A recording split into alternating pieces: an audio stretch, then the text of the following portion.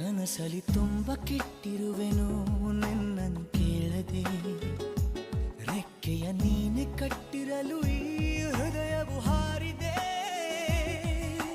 ನನ್ನ ಕೌತುಕ ಒಂದೊಂದೇ ಹೇಳಬೇಕು, ಆಲಿಸುವಾಗ ನೋಡು ನನ್ನನ್ನೇ ಸಾಕು.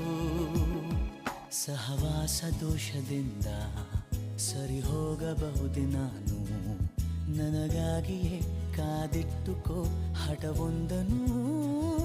ಕೆಳಗುವ ಮುನ್ನವೇ ಪರವಶನಾದೆನು, ಅರಿಯುವ ಮುನ್ನವೇ ಪರಿಚಿತನಾಗಲಿ ಹೇಗೆ.